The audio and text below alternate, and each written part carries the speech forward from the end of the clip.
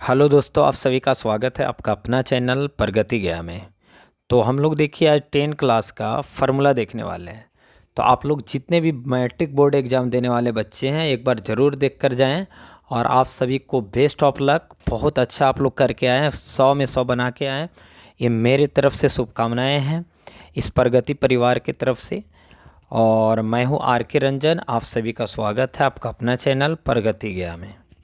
तो देखिए आज 10 क्लास का जितने भी महत्वपूर्ण फार्मूला है वो सारे फार्मूला को देखने वाले हैं। तो एकदम बारीकी से आप लोग ध्यान से देखेंगे।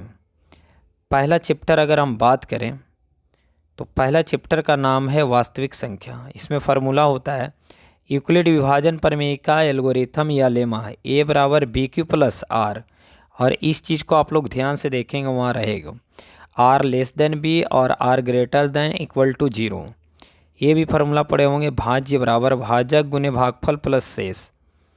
और ये भी फार्मूला पढ़े होंगे, काफ़ी महत्वपूर्ण फार्मूला है एलसीएम गुने एचसीएफ बराबर पहली संख्या गुने दूसरी संख्या।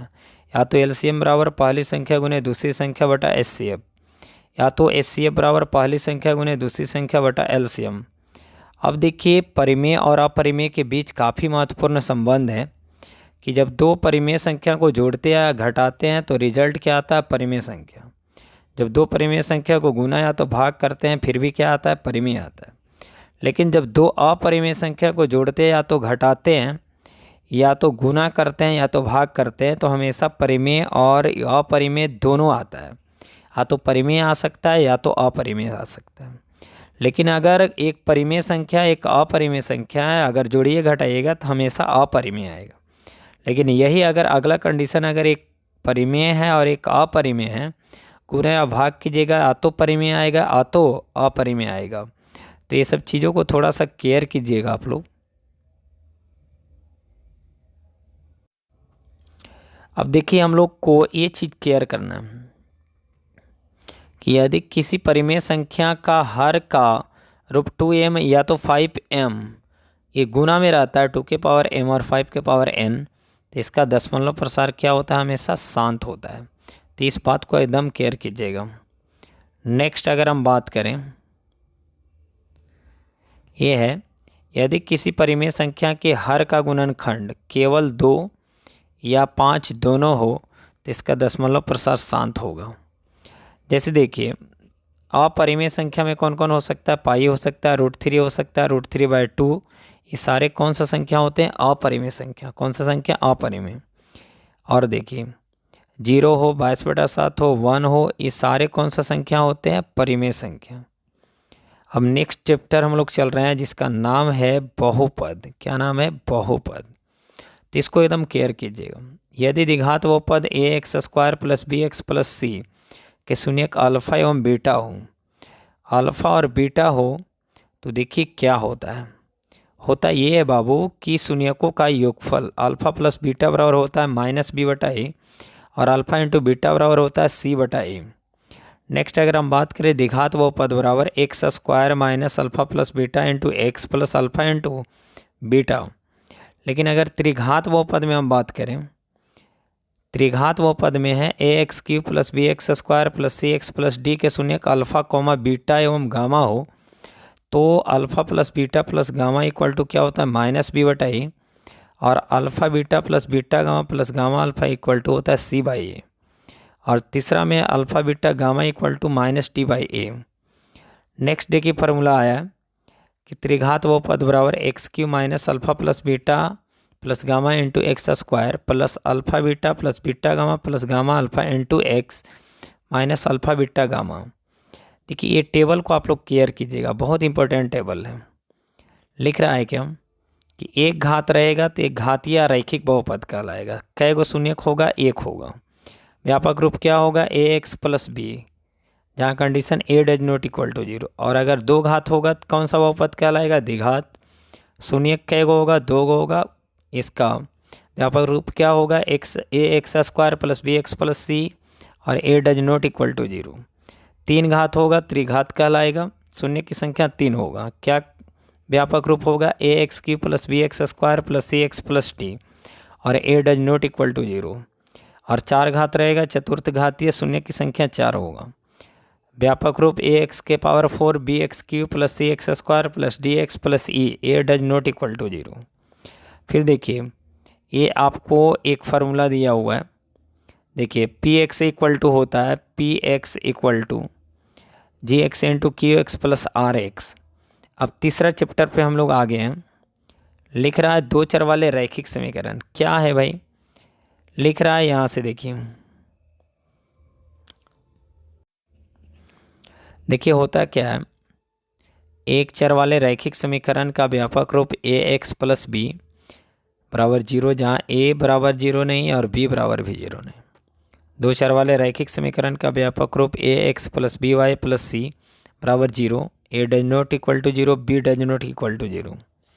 फिर अगले पॉइंट में एक चर या दो चर वाले रैखिक समीकरण का हल क्या होता है, अनंत होता है। एक चर वाला रैखिक समीकरण हो या तो दो चर वाला रैखिक समीकरण हो, हल कितना होता है, अनंत। ये जितने भी पॉइंट आपको दिखा रहे हैं काफ़ी महत्वपूर्ण है। इसको एकदम, इससे तो एग्जाम में आना ही आना है, इसको ऑब्जेक्टिव के लिए रामबाण है, तो इसको एकदम आप लोग केयर कीजिएगा भाई। कि अगर दो समीकरण दिया हुआ है a1 x plus B one Y plus C one equal to 0 और a2 x plus B two Y plus C two equal to 0, तो देखिए पहला शर्त है a1 बाई a2 बराबर नहीं है b1 बाई b2, तो कितना हल होगा, केवल एक या तो अद्वितीय हल होगा और युग्म का नाम क्या होगा, विरोधी या विरोधी या तो संगत। आलेख क्या होगा, प्रतिच्छेदी रेखा। और अगला कंडीशन a1 बाई a2 बराबर b1 बाई b2 और c1 बाई c2, अनगिनत हल या तो अनंत हल, संगत या तो आश्रित, या क्या कह सकते हैं इसको, संपाती रेखा। नेक्स्ट a1 बाई a2 बराबर b1 by b2 does not equal to c1 by c2, कोई हल नहीं होगा, विरोधी होगा, असंगत होगा, रेखा क्या होगा, समानांतर होगा। क्या होगा, समानांतर होगा, रेखा क्या होगा, समानांतर होगा। नेक्स्ट अगर हम चलें, देखिए आगे लिख रहा है क्या, ब्रज गुणन विधि।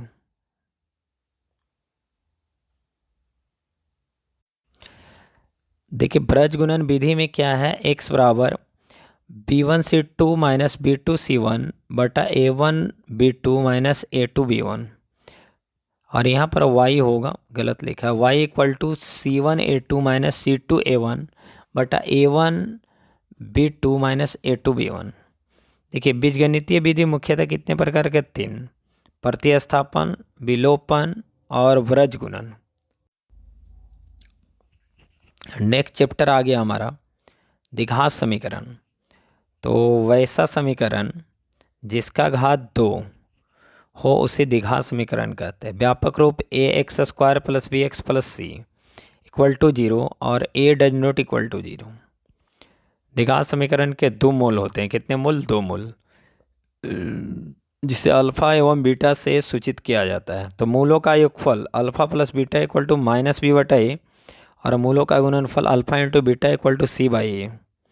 फिर देखिए द्विघात बहुपद इक्वल टू, द्विघात समीकरण equal to X square minus alpha plus beta into X plus alpha into beta equal to 0।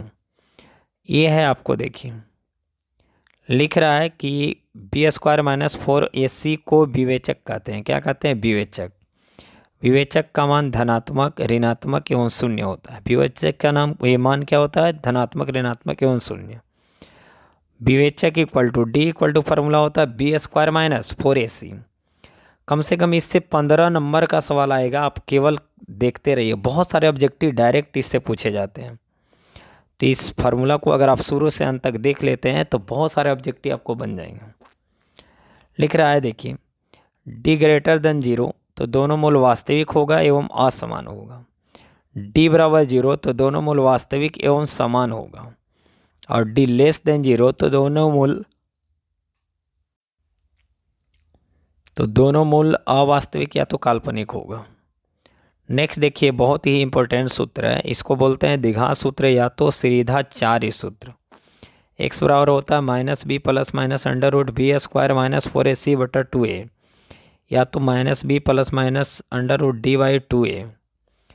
Next chapter आ गया हमारा जिसका नाम है समांतर श्रेणी। क्या नाम है, समांतर श्रेणी। एपी होता है A1 A2 डॉट डॉट कहाँ तक AN।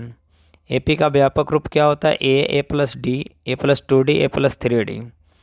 सार्वंतर इक्वल टू क्या होता है A1 माइनस A2 या तो T1 माइनस T2। सार्वंतर का मान धनात्मक भी हो सकता है, ऋणात्मक एवं शून्य हो सकता है। AP का nवां पद यानी TN या तो AN equal to A plus N minus 1 into D, ये काफ़ी इंपॉर्टेंट फार्मूला है। नेक्स्ट देखिए, AP के प्रथम n पदों का योगफल SN equal to N/2 into 2A plus N minus 1 into D, या तो SN equal to N/2 into A plus L। फिर देखिए आगे, अगर नेक्स्ट देखिए हम बात करने जा रहे हैं TN इक्वल टू होता है SN minus one, SN minus 1 होता है।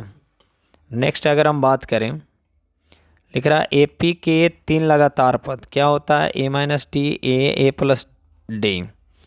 फिर आगे हम बात करें, देखिए AP के 4 लगातार पद A minus 3D, A minus D, A plus D, A plus 3D।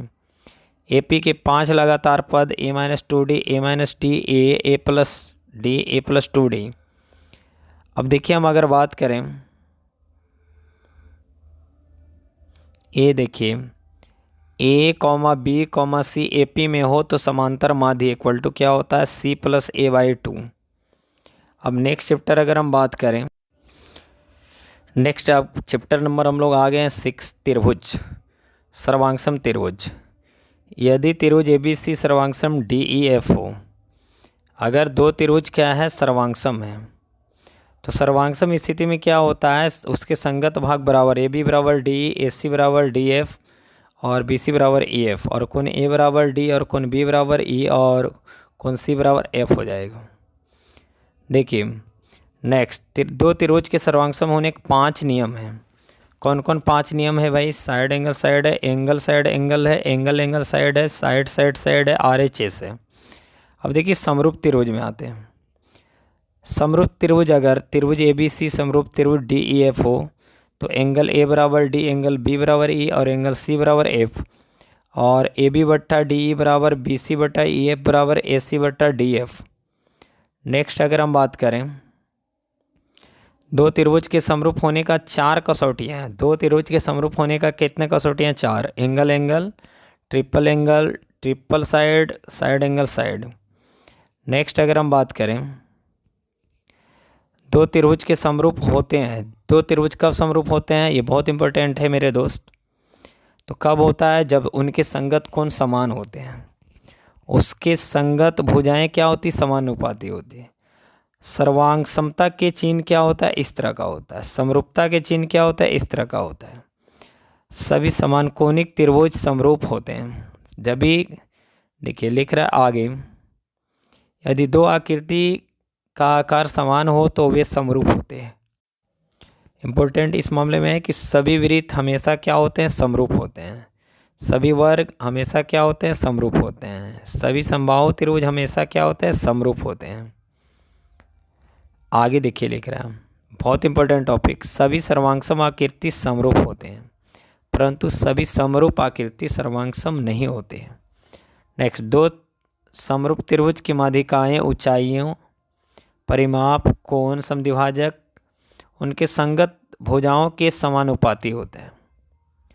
Next, यदि दो समरूप त्रिभुज के क्षेत्रफलों का अनुपात उनके संगत ऊंचाइयों, शीर्षलंबों, भुजाओं, माध्यिकाओं, कोण, समद्विभाजकों के वर्गों के अनुपात के क्या होता है? बराबर होता है। नेक्स्ट देखिए हम लोग पढ़ने जा रहे हैं थेल्स प्रमेय। कौन सा प्रमेय? थेल्स। ये वो बहुत इंपॉर्टेंट टॉपिक है, थेल्स प्रमेय।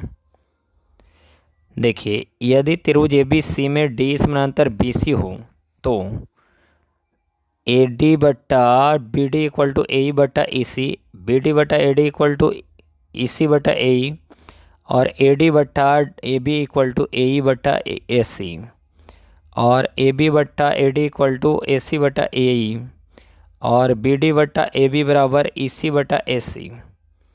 नेक्स्ट अगर हम बात करें थेल्स प्रमेय का विलोम क्या होता है? यदि AD बट्टा, देखिए AD बट्टा में हो जाएगा यहाँ पर DB, बराबर ए बटा ई सी, तो ए डी ई समानांतर क्या होगा, बी सी। पाइथागोरस प्रमेय में आप लोग तो पता ही है क्या होता है, समकोण त्रिभुज ए बी सी में कर्ण स्क्वायर इक्वल टू लंब स्क्वायर प्लस आधार स्क्वायर। पाइथागोरस प्रमेय के विलोम क्या कहता है भाई, पाइथागोरस प्रमेय के विलोम ये कहता है मेरे दोस्त कि यदि किसी त्रिभुज में दो भुजाओं के वर्गों का योग तीसरी भुजा के वर्ग के बराबर हो तो बड़ी भुजा के सामने का कोण क्या होता है, समकोण होता है। यदि A C square equal to A B square plus B C square तो कोण बी बराबर क्या होगा, 90 डिग्री। नेक्स्ट अगर हम बात करें, लिख रहा है कि जिस बिंदु पर किसी त्रिभुज के तीनों शीर्ष लंब होते हैं उसे लंब केंद्र कहते हैं। जिस बिंदु पर किसी त्रिभुज की तीनों माध्यिकाएं मिलती है उसे गुरुत्व केंद्र कहते हैं। और केंद्रक किसी भी माध्यिका को 2:1 में बांटता है। नेक्स्ट हम आगे बढ़ने जा रहे हैं, लिख रहा अगला, त्रिभुज के किसी भुजा के मध्य बिंदु को सम्मुख शीर्ष से मिलाने वाली रेखा क्या कहते हैं, माध्यिका। क्या कहते हैं, माध्यिका। नेक्स्ट चैप्टर हम लोग आ गए हैं, निर्देशांक ज्यामिति, कोऑर्डिनेट ज्योमेट्री।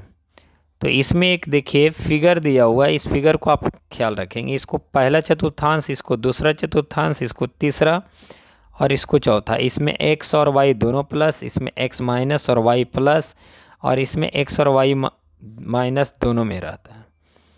और इसमें जो है देखिए x प्लस और y क्या है, माइनस। नेक्स्ट बहुत इंपॉर्टेंट टॉपिक,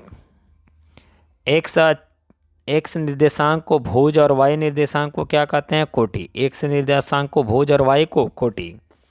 एक्स अक्ष एवं y अक्ष के कटान बिंदु को क्या कहते हैं, मूल बिंदु। आगे लिख रहा है, मूल बिंदु का निर्देशांक 0,0। किसी बिंदु का निर्देशांक x अक्ष पर x,0 और y अक्ष पर 0,y होता है। नेक्स्ट अगर हम बात करें, x अक्ष से दूरी भुज एवं y अक्ष से दूरी को क्या कहते हैं, कोटि। x अक्ष से अगर दूरी लेंगे तो भुज होगा a, x अक्ष से लेंगे अगर दूरी तो वो देखो उल्टा लिख दिया भाई, इसको लिखिएगा y अक्ष से दूरी को क्या कहते हैं, भुज, और x अक्ष से दूरी को क्या कहते हैं, कोटि। x अक्ष का समीकरण y इक्वल टू 0 और y अक्ष का समीकरण x इक्वल टू 0। देखिए बहुत इंपॉर्टेंट टॉपिक, दूरी सूत्र। तो x2 माइनस x1 का whole square plus y2 minus y1 का होल स्क्वायर। मूल बिंदु से दूरी x square plus y square. विभाजन सूत्र m1x2 प्लस m2x1 बटा m1 प्लस m2 और y equal to m1y2 plus m2y1 बटा m1 प्लस m2। देखिए बाय विभाजन में आ गए हम लोग। कौन सा विभाजन, बाय विभाजन। x equal to m1x2 minus m2x1 बटा m1 माइनस m2 और y equal to m1y2 minus m2y1 बटा m1 माइनस m2।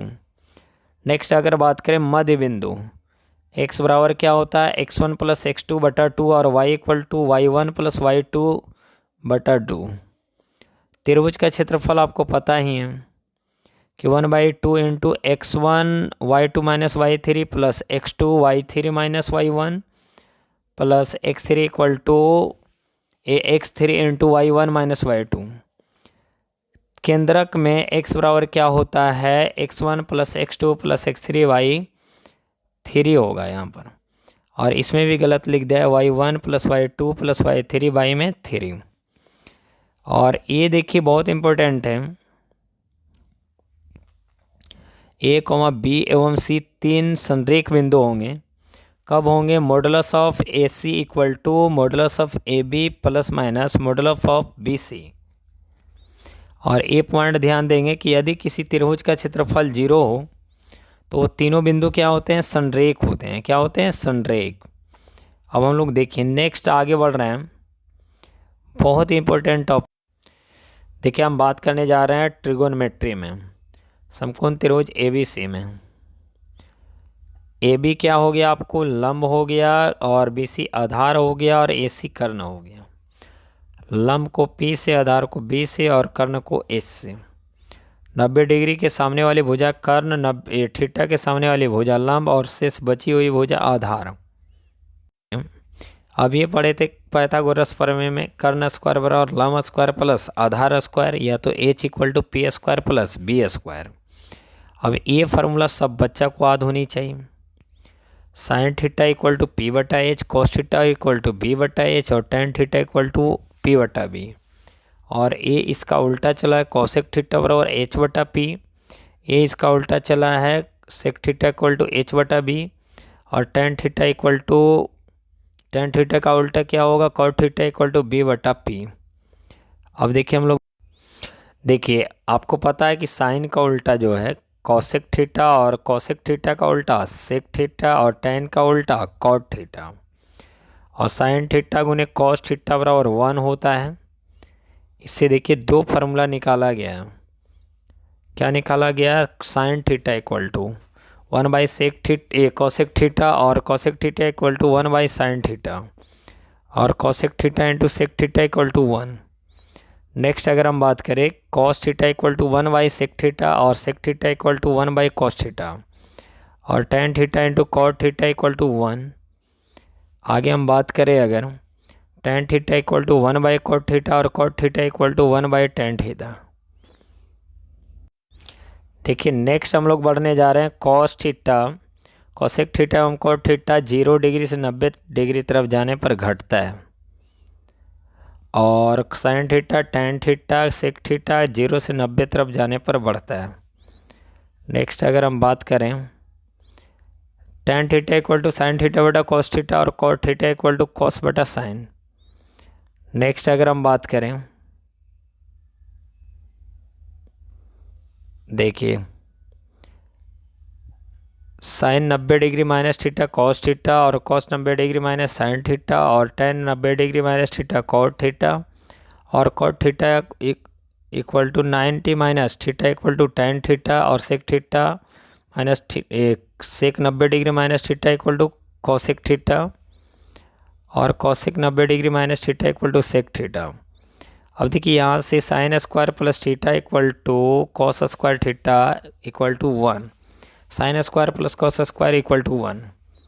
तो यहाँ से हम लोग फार्मूला निकाल सकते हैं, sine square equal to 1 minus cos square, या तो sine theta equal to under root 1 minus cos square theta, या तो cos square theta equal to 1 minus sine square theta.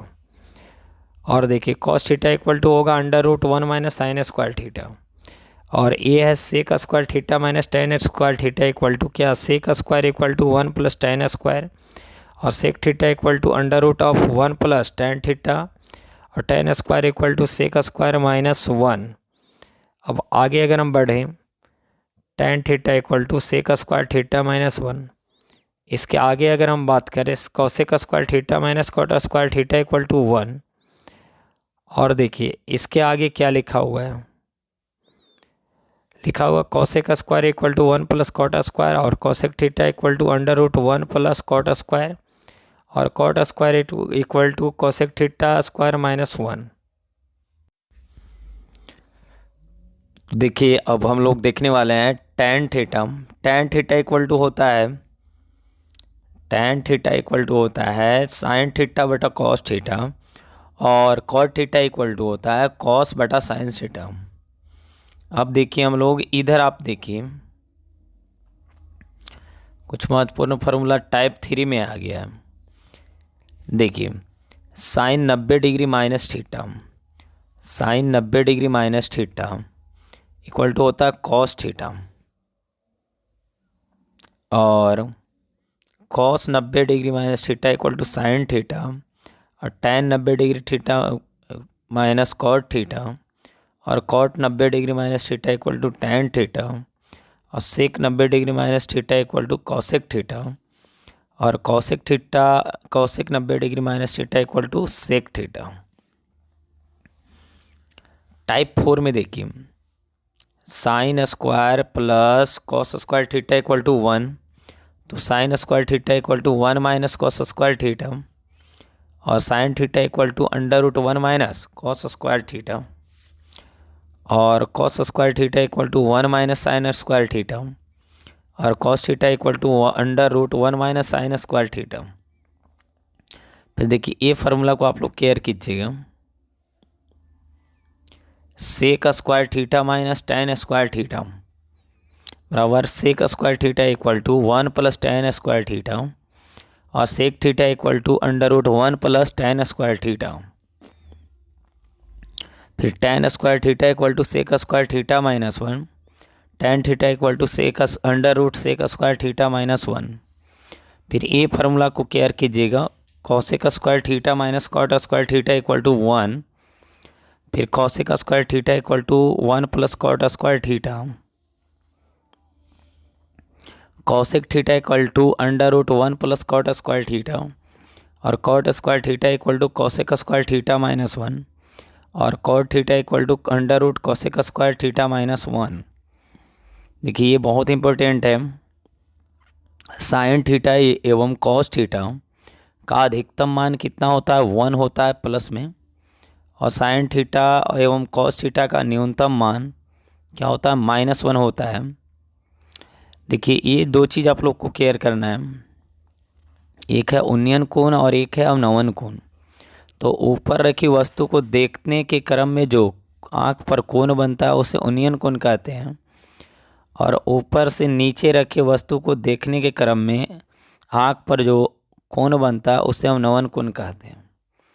और एक चीज़ एकदम केयर करना है कि उन्नयन कोण और अवनवन कोण हमेशा बराबर होता है। ये टेबल आप लोग को पता ही होगा कि देखिए साइन थीटा साइन 0 डिग्री 0 होता है, 30 डिग्री 1/2 होता है, 45 डिग्री 1/√2 होता है, और 60 डिग्री √3/2 होता है, और 90 डिग्री 1 होता है। यहीं तक पढ़ना है आप लोग को। कॉस थीटा इक्वल टू देखिए कॉस थीटा में 0 डिग्री 1, 30 डिग्री √3/2, 45 डिग्री 1/√2, और 60 डिग्री 1/2, और 90 डिग्री 0। टेन थीटा में 0 डिग्री 0, 30 1/√3, 45 1, 60 √3, और 90 अनंत। कौशिक 0 डिग्री अनंत, 30 2, 45 में √2, और 60 में 2/√3, और 90 में 1। अब देखिए सेक 0 डिग्री 1, 30 डिग्री 2/√3, 45 2√2, और 60 2, और 90 क्या अनंत। कॉट 0 डिग्री अनंत, कॉट 30 √3, कॉट 45 1, और कॉट 60 1/√3, और कॉट 90 0। देखिए बोला जाता है शिक्षा से बड़ा कोई वरदान नहीं है, गुरु का आशीर्वाद मिले इससे बड़ा कोई सम्मान नहीं। अब देखिए नेक्स्ट चैप्टर पे हम लोग चल रहे हैं वृत्त के ऊपर, बहुत इंपॉर्टेंट चैप्टर वृत्त। वृत्त में देखिए हम लोग देखने वाले हैं वृत्त को केवल एक बिंदु पर स्पर्श करने वाली रेखा को क्या कहते हैं, स्पर्श रेखा कहते हैं। और वृत्त किसी वृत्त पर स्पर्श रेखा की संख्या क्या होती है, अनगिनत होती है। इससे सब ऑब्जेक्टिव आएगा। दो बिंदुओं पर वृत्त को काटने वाली रेखा को क्या कहते हैं, छेदक रेखा। छेदक रेखा की संख्या अनगिनत होती है एक वृत्त में। स्पर्श रेखा एवं त्रिज्या परस्पर क्या होती है, समकोण बनाती है। ये पूछा जाएगा कि स्पर्श रेखा और त्रिज्या आपस में क्या बनाती है, समकोण। नेक्स्ट अगर हम बात करें किसी बाह्य बिंदु से वृत्त पर केवल 2 स्पर्श रेखा खींचा जाता है। किसी बाह्य बिंदु से वृत्त पर कितने स्पर्श रेखा, 2 स्पर्श रेखा खींचा जाता है। बाह्य बिंदु से खींचा गया दोनों स्पर्श रेखा हमेशा बराबर होता है। वृत्त के केंद्र पर 360 डिग्री या 4 समकोण का कोण बनता है। आगे हम बात करते हैं अर्धवृत्त का कोण हमेशा समकोण होता है। वृत्त की सबसे बड़ी जीवा व्यास होती है। वृत्त के केंद्र से जीवा पर ढाला गया लंब जीवा को समद्विभाजित करती है। यहाँ से देखिए वृत्त से संबंधित फार्मूला है। वृत्त का क्षेत्रफल पाई r स्क्वायर, वृत्त की परिधि 2 पाई आर या तो पाई डी, और वृत्त का व्यास 2r, और वृत्त की त्रिज्या d/2, और अर्धवृत्त का क्षेत्रफल पाई आर स्क्वायर बाई 2, और अर्धवृत्त की परिधि पाई आर प्लस 2r या तो r into pi plus 2। Next बात कर रहे हैं चतुर्थांश का क्षेत्रफल पाई आर स्क्वायर बाई 4। फिर देखिए चतुर्थांश की परिधि पाई आर बाई 2 और प्लस 2r, और वलय या छल्लक का क्षेत्रफल pi into r square minus are square या तो pi into r plus r into r minus r. Next हम बात करने जा रहे हैं त्रिज्याखंड का क्षेत्रफल theta pi are square by 360 degree. त्रिज्याखंड का परिमाप थीटा पाई आर बट्टा 180 प्लस 2r। त्रिज्याखंड की चाप थीटा पाई आर बट्टा 180 डिग्री। लघु वृत्तखंड का क्षेत्रफल थीटा पाई आर स्क्वायर बट्टा 360 degree minus 1/2 R square sine theta. वृत्तखंड का परिमाप theta pi are square by 360 degree plus संगत जीवा। देखिए नेक्स्ट, 1 मिनट में घड़ी की मिनट की सुई 6 डिग्री का कोण बनाती है। क्या डिग्री? 6 डिग्री। और 1 घंटा में घंटा की सुई 30 डिग्री का कोण बनाती है। 10 नंबर चैप्टर पे आ गए हैं पृष्ठीय क्षेत्रफल एवं आयतन। घन का आयतन क्या होता है? भुजा की यानी 1 क्यू। घन का पार्श्व पृष्ठ क्षेत्रफल 4a स्क्वायर। देखिए घन में हम लोग पढ़ रहे हैं अभी, और अगर हम बात करें घन का संपूर्ण पृष्ठीय क्षेत्रफल तो 6a स्क्वायर। घन का विकर्ण √3a। नेक्स्ट अगर हम बात करें घनाभ, घनाभ का आयतन क्या होता है? LBH। और घनाभ का संपूर्ण पृष्ठीय क्षेत्रफल 2 into LB plus BH plus HL। घनाभ का पार्श्व पृष्ठ क्षेत्रफल क्या होता है? 2H into L plus B। घनाभ का विकर्ण √L square plus B square plus H square. तो पूरा फार्मूला देख कर जाएं और 20 से 30 नंबर प्राप्त करें। घन या घनाभ में सतहों की संख्या कितनी होती है? 6 होती है। घन या घनाभ में कोण की संख्या कितनी होती है? 8 होती है। घन या घनाभ में भुजाओं की संख्या 12 होती है। घन या घनाभ में विकर्णों की संख्या 4 होती है। ए है बेलन या तो सिलेंडर।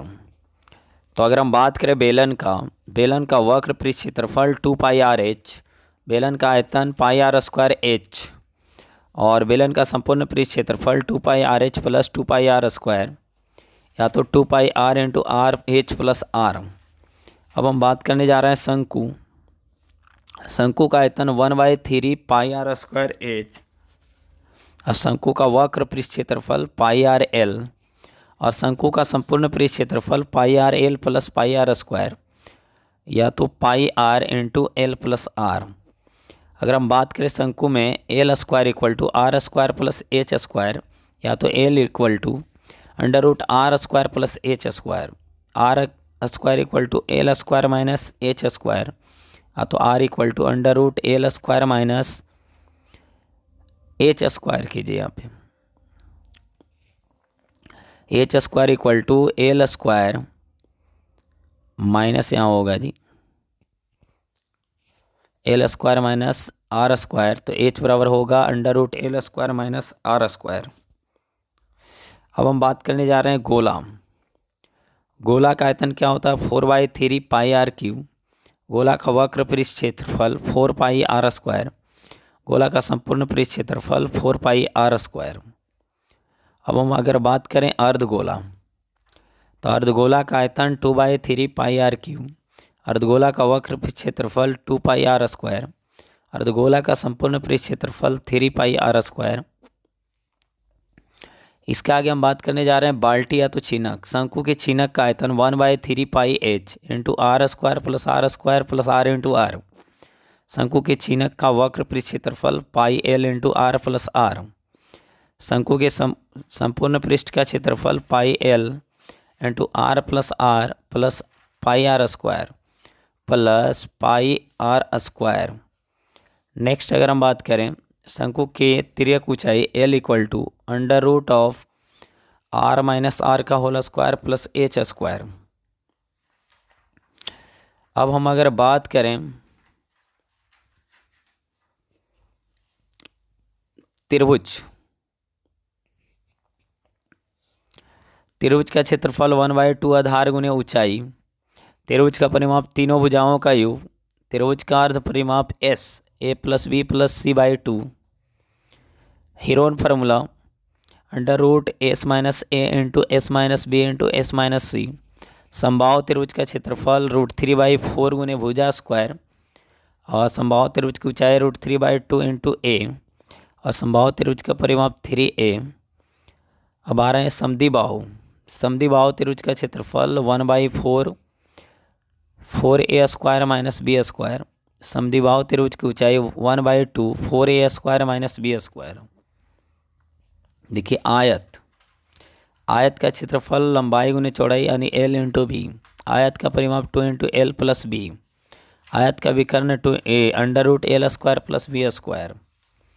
आगे हम बात करने जा रहे हैं वर्ग का क्षेत्रफल a स्क्वायर।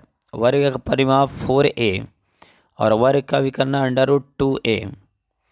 चतुर्भुज अब आ गए। देखिए चतुर्भुज का क्षेत्रफल 1/2 d into H1 plus H2। समांतर चतुर्भुज का क्षेत्रफल आधार गुने ऊंचाई। समांतर चतुर्भुज की ऊंचाई क्षेत्रफल बटा आधार यहाँ कीजिएगा, क्षेत्रफल बटा आधार। नेक्स्ट हम बात करें समचतुर्भुज का क्षेत्रफल 1/2 d1 इंटू d2 या तो विकर्णों का गुणनफल। समचतुर्भुज का भुजा 1/2 अंडर रूट d1 का स्क्वायर प्लस d2 का स्क्वायर। समचतुर्भुज का परिमाप या तो परिमिति 4a 4 गुने भुजा। एक और होता है समचतुर्भुज का परिमिति या तो परिमाप 2 अंडर रूट d1 का स्क्वायर प्लस d2 का स्क्वायर। समचतुर्भुज की ऊंचाई d1 इंटू d2 बटा अंडर रूट d1 का स्क्वायर प्लस d2 का स्क्वायर। नेक्स्ट अगर हम बात करें समलंब चतुर्भुज का क्षेत्रफल 1/2 समानांतर भुजाओं का योग गुने ऊंचाई। नेक्स्ट देखिए आ गया सांख्यिकी। परिसर इक्वल टू महत्तम मान माइनस न्यूनतम मान। परिसर इक्वल टू महत्तम मान माइनस न्यूनतम मान। और समांतर माध्य इक्वल टू कुल प्रेक्षणों का योग बटा कुल प्रेक्षणों की संख्या। कुल प्रेक्षणों का योग बटा कुल प्रेक्षणों की संख्या। और प्रत्यक्ष विधि में माध्य equal to sigma f x बटा सिग्मा एफ। नेक्स्ट कल्पित विधि में माध्य equal to a plus sigma f d by sigma f. Next अगर बात करें पग विचलन विधि में माध्य equal to a plus sigma f u बटा sigma f into h. Next इधर अगर आते हैं, देखिए आप लोग केयर कीजिएगा। वर्ग चिन्ह इक्वल टू उच्च सीमा प्लस निम्न सीमा बट्टा में 2 और वर्ग की लंबाई चौड़ाई अमाप उच्च सीमा माइनस निम्न सीमा। माध्यक या माध्यिका निकालने के लिए आंकड़ों को बढ़ते या घटते क्रम में सजाया जाता है। केयर कीजिएगा एकदम। जब आंकड़ा का मान विषम संख्या n हो तो माध्यक इक्वल टू n प्लस 1/2 पद होता है। और जब आंकड़ा का मान सम संख्या n हो तो माध्यक इक्वल टू होता है 1/2 n/2 पद plus n plus n/2 plus 1 पद। और माध्यक इक्वल टू देखिए वर्गीकृत आंकड़ा के लिए L प्लस ए n/2 माइनस सी एफ बटा एफ इंटू एच। ये फार्मूला के बिल्कुल केयर करेंगे। आगे लिख रहा है सबसे अधिक बारंबारता वाला आंकड़ा बहुलक कहलाता है। क्या कहलाता है? बहुलक। और बहुलक इक्वल टू होता है L प्लस F1 F0 बटा 2 F1 F0 minus F2 into H. या तो बहुलक इक्वल टू होता है 3 माध्यक माइनस 2 माध्य। नेक्स्ट अगर हम बात करें संचयी बारंबारता वक्र को क्या कहते हैं? त्वरण। बहुत इंपॉर्टेंट है, ऑब्जेक्टिव में पूछा जाता है हमेशा। आगे लिख रहा है प्रायिकता का विकास किस खेल से हुआ है? तो जुआ के खेल से। बहुत इंपॉर्टेंट। प्रायिकता को किससे सूचित करते हैं? पी से सूचित करते हैं। ये लाइन बहुत इंपॉर्टेंट है। प्रायिकता का मान 0 से लेकर 1 तक होता है। नेक्स्ट अगर हम बात करें प्रायिकता का न्यूनतम मान 0 और अधिकतम मान क्या होता है? 1। और ये देखिए पीई जो है लेस देन इक्वल टू 1 और ग्रेटर देन इक्वल टू 0। आगे लिख रहा है प्रायिकता का मान ऋणात्मक में नहीं होता है, कभी नहीं होता है ऋणात्मक। निश्चित घटना की प्रायिकता क्या होती है? 1 होती है। अनिश्चित या तो असंभव घटना की प्रायिकता क्या होती है? 0 होती है। किसी प्रयोग की सभी प्रारंभिक घटनाओं की प्रायिकताओं का योग कितना होता है? 1 होता है। पूरक घटना की प्रायिकता 1 होती है। और देखिए पूरक घटना में p e plus p dash equal to 1 और p E equal to 1 minus p e dash और p e dash equal to 1 minus p e. Next अगर हम बात करें प्रायिकता इक्वल टू अनुकूल परिणामों की संख्या बटा कुल परिणामों की संख्या, यानी P E equal to N E बटा एन एच। नेक्स्ट अगर हम बात करें सिक्का पर आने वाला कुल परिणाम का सूत्र क्या होता है? 2 के पावर n। एक सिक्का को एक बार उछालने पर केवल 2 परिणाम आता है। कितना आता है? केवल 2 परिणाम। कौन कौन होता है? हेड एवं टेल। 2 सिक्का को एक साथ उछालने पर कुल परिणामों की संख्या कितनी होती है? 4। Head head, tail tail, head tail, tail head. आगे हम बात करें 3 सिक्का एक बार उछालने पर कुल 8 परिणाम आता है। Head head, head tail tail, head head tail, head tail head, tail head head, tail tail tail, tail head tail, tail tail head. पासा पर आने वाले कुल परिणाम का सूत्र होता है 6 के पावर n। पासा पर आने वाले कुल परिणाम का सूत्र होता है 6 के पावर n। देखिए आपको ये भी पता है कि एक पासा को एक बार फेंकने पर कुल 6 परिणाम आता है। कौन कौन आता है? 1 से लेकर 6 तक। विषम संख्या 1 3 5 होता है, सम संख्या 2 4 6 होता है और अभाज्य संख्या 2 3 5 होता है। 2 पासा को एक बार फेंकने पर कुल परिणाम कितना होता है? 36। ताश में कुल 26 लाल रंग का और 26 काला रंग का पत्ता होता है। ऐसे ताश में कुल पत्तों की संख्या क्या होता है? 52। उसको 2 भाग में बांटते हैं, 26 लाल और 26 काला। 52 पत्तों को 4 भागों में बांटा गया, जिसमें कौन कौन 4 भाग है भाई? तो 4 भाग में देखिए लाल पान या तो पान की पत्ता कितनी होती है? 13। काला पान या हुकुम की पत्ता कितनी होती है? 13। चिड़ी की पत्ता की संख्या कितना होता है? 13। और ईंट की पत्ता की संख्या क्या होती है? 13। अगर हम बात करें तस्वीर वाला 12 तस्वीर वाला पत्ता होता है, जिसमें 4 बादशाह होता है, 4 बेगम और 4 गुलाम होता है। देखिए आखिर ऑफलाइन आप लोग को प्रगति में क्यों पढ़ाना चाहिए? तो उसके लिए कुछ रीज़न है। सिलेबस ख़त्म करने की गारंटी है। जहाँ भी ऑफलाइन बैच अगर आप पढ़ते हैं वहाँ सिलेबस ख़त्म करने की गारंटी होगा। यहाँ डॉट पूछने की पूरी आज़ादी है। यहाँ रटाया नहीं बल्कि बेस्ट कॉन्सेप्ट टेक्निक ट्रिक से सीधा दिमाग में बैठा दिया जाता है। और देखिए एक चीज़ और केयर करना है कि यहाँ प्रत्येक चैप्टर का ऑब्जेक्टिव एवं सब्जेक्टिव टेस्ट होता है। यहाँ प्रत्येक चैप्टर को 5 बार से अधिक रिवीजन करवाया जाता है। देखिए अगर मेन ब्रांच अगर बात कीजिएगा तो मेन ब्रांच मेरा बाईपास गया में चल रहा है और ब्रांच 1 जो है नवीन नगर नवादा में रन कर रहा है। ब्रांच 2 जो है सिलदल्ला नवादा में है और ब्रांच 3 जो है बरदहा नवादा में है और ब्रांच 4 जो है मानपुर गया में है। और यूट्यूब चैनल आपको पता ही है प्रगति गया, टेलीग्राम चैनल प्रगति गया, इंस्टाग्राम प्रगति गया और फेसबुक आईडी जो है प्रगति विद्यापीठ नवादा। और व्हाट्सअप नंबर इतना सारा है जो भी व्हाट्सअप पे आप कर सकते हैं और कॉलिंग नंबर भी ये सारे हैं। तो उम्मीद करता हूँ कि ये फार्मूला अच्छा लगा होगा आप लोग को। और अगर अच्छा लगा है तो इस वीडियो को और लोगों के पास शेयर कीजिए और इस वीडियो को 1 से 2 बार देख कर जाइए यही एग्ज़ाम में कि आपको ज़्यादा से ज़्यादा हेल्प हो सके क्वेश्चन को सोल्व करने में और ऑब्जेक्टिव बनाने में। तो वीडियो देखने के लिए बहुत बहुत धन्यवाद। फिर मिलेंगे नेक्स्ट वीडियो में, तब तक के लिए जय हिंद।